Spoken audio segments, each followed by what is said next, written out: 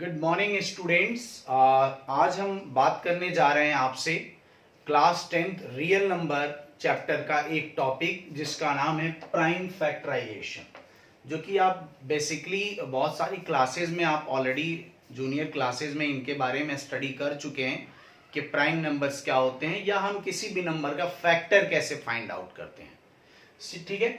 सो ये जो टॉपिक है ये आपके क्लास 10th का फर्स्ट चैप्टर है रियल नंबर, उससे लिया गया है। So prime factorization of number 30, 36 and 53। यहां मैंने तीन नंबर लिए हैं। लेटर ऑन आपको पता चल जाएगा कि ये तीन डिफरेंट नंबर्स मैंने क्यों लिए हैं। प्राइम फैक्टराइजेशन का सिंपल सा मीनिंग है कि हमें फैक्टराइजेशन करना है, बट जो नंबर्स का फैक्टर्स निकलेंगे वो सभी नंबर आपके प्राइम नंबर्स होने चाहिए। प्राइम नंबर्स कौन होते हैं? प्राइम नंबर्स होते हैं वो जो या तो अपने आप से डिविजिबल होते हैं या फिर 1 से। जैसे इस सबसे स्मॉलेस्ट जो प्राइम नंबर होता है वो आपको मालूम है क्या होता है? 2। इसके बाद आपका 3 का भी या तो वो 3 से डिविजिबल है या फिर 1 से। 5 या तो 5 से डिविजिबल है या फिर 1 से। तो ये ऐसे नंबर्स को हम क्या बोलते हैं? प्राइम नंबर्स बोलते हैं।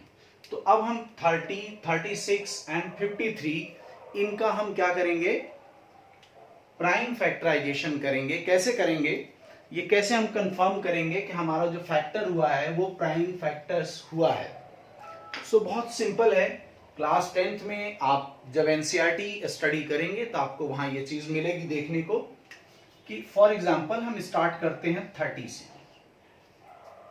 सो 30 के अगर आप प्राइम फैक्टर्स करें तो आपको प्राइम फैक्टर्स का अगर आइडिया नहीं है तो आप कैसे करेंगे? बहुत सिंपल शब्दों में आप ये देखेंगे कि 30 किसकी टेबल में आता है। जो भी आपको नंबर सबसे पहले माइंड में आए वो नंबर आप यहां लिख दीजिए। सपोज करें आपके माइंड में सबसे पहले 6 आता है, आप 6 लिख दें।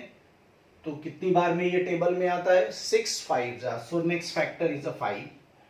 अब आप यहां देख रहे हैं 5 क्या है? 5 यहां पे प्राइम नंबर है, बट 6 आपका प्राइम नंबर नहीं है।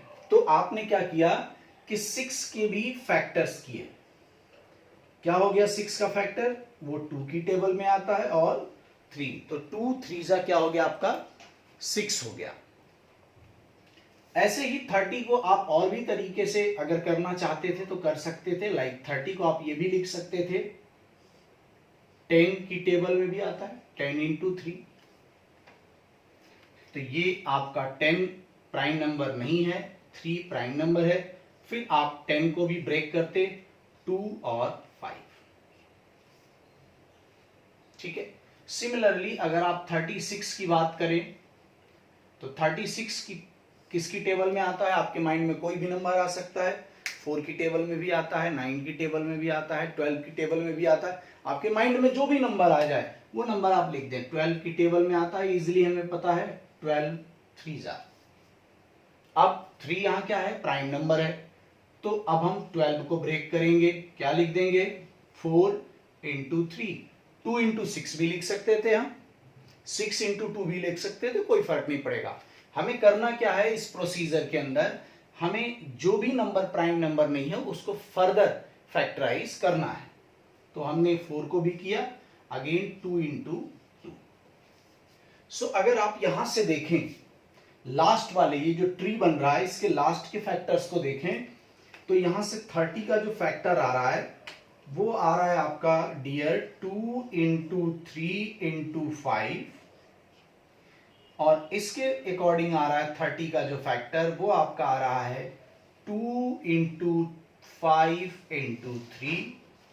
36 का फैक्टर यहां से आ रहा है आपका 2 इंटू 2 इंटू 3 इंटू 3।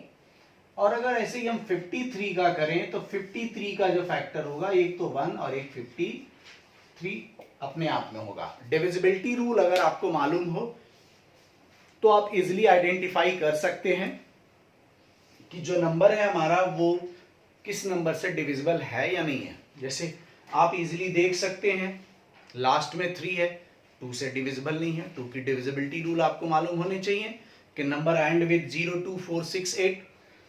सिमिलरली जब 2 से नहीं है, फिर हमने 3 के डिविजिबिलिटी रूल को देखा कि sum of digit should be divisible by 3, वो भी नहीं हो रहा है। 5 + 3 8, तो it is not divisible by 3।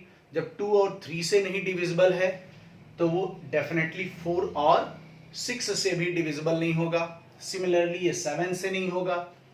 तो इस तरह से आप नंबर्स को टेस्ट कर लेते हैं, आपको पता चल जाता है ये प्राइम नंबर है। और आप इसके 2 फैक्टर्स कर लिए 1 और 53। 1 आप किसी में भी इंक्लूड कर सकते हैं, तो इसके एक ही फैक्टर हुए। 53 को आप लिख सकते हैं 1 × 53। सो बेसिकली प्राइम फैक्टराइजेशन आपने तीनों नंबर्स के कर दिए, और ये बहुत इजी प्रोसीजर है करने का कि हमारे पास एक नंबर है उसका प्राइम फैक्टर करना है। सिंपल सा हम स्टार्ट करेंगे और तब तक हम ये ट्री फॉर्म्स को डाउन द लाइन लेके आते रहेंगे जब तक हमें सभी फैक्टर्स प्राइम नंबर्स ना मिल जाए। बट यहाँ पे जो मैं कहना चाह रहा हूं आप सभी से, वो क्या बताना चाह रहा हूं कि आप यहाँ देख रहे हैं कि 30 को जब हम इस तरह से फैक्टराइज करना शुरू किए 6 × 5 से, 10 × 3 से भी किया हमने, इसको और भी तरीके थे करने के। अगर आप किसी भी मेथड से करते इसको तो आप देखेंगे कि इसका जो प्राइम फैक्टर आएगा वो सेम आएगा, बस इनका ऑर्डर क्या होगा, चेंज होगा। और इसी को हम बोलते हैं fundamental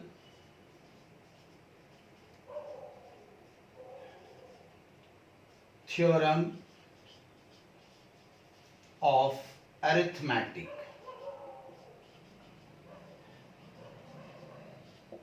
fundamental theorem of arithmetic, या फिर इसको हम यूनिक फैक्टराइजेशन मेथड भी बोलते हैं। यूनिक फैक्टराइजेशन मेथड या थ्योरम आप लिख सकते हैं। इसको हम एक और भी नाम देते हैं और वो होता है यूनिक प्राइम फैक्टराइजेशन। इसी में एक वर्ड ऐड हो जाएगा और प्राइम, तो इसको अलग अलग नाम से जानते हैं। आपके जो एनसीईआरटी में लिखा हुआ है वो ये वर्ड लिखा हुआ है फंडामेंटल थ्योरम ऑफ अरिथमेटिक। ये कहता क्या है, ये कहता है कि it state that every integer greater than 1 either is a prime itself, जैसे ये एग्जांपल है 53, or can be represented as a product of prime number, that moreover this representation is always unique except the order of factors is changed. It means कि आप जब किसी भी number का prime factorisation करेंगे तो जो प्राइम फैक्टर्स आएंगे वो हमेशा यूनिक ही होंगे। दैट मींस 30 का फैक्टर प्राइम फैक्टराइजेशन किसी भी तरीके से आप कर लें। 36 का आप 12 × 3 लिखे हैं, 6 × 6 से शुरू करो, आप 9 × 4 से शुरू करो, किसी भी तरह से आप करोगे आपको 36 का फैक्टर हमेशा यही नंबर मिलेंगे। और ऐसे ही 30 का जो प्राइम फैक्टराइजेशन है वो यही नंबर मिलेंगे 2, 3, 5। इट मीन्स कि केवल इनका ऑर्डर चेंज हो सकता है, बट किसी भी नंबर का जो प्राइम फैक्टराइजेशन है that will be unique for the number. और यही है आपका fundamental theorem of arithmetic. I hope आप सभी को ये बहुत ही आसानी से समझ में आया होगा, जो कि आपका टॉपिक है prime factorization and fundamental theorem of arithmetic. Tree form में आपके एनसीईआरटी में भी दिया हुआ है।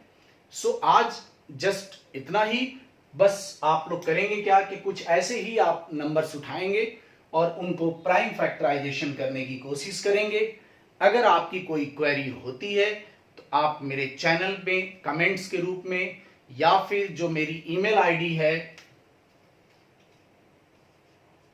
rksir@outlook.com पे मुझे मेल कर सकते हैं कि आपको किस टॉपिक में प्रॉब्लम हो रहा है। जो भी टॉपिक आप बोलेंगे उस टॉपिक का वीडियो आपको अवेलेबल हो जाएगा। I request to everyone, so subscribe my channel, press the bell icon so that you get a notification for the new video. Thank you everyone.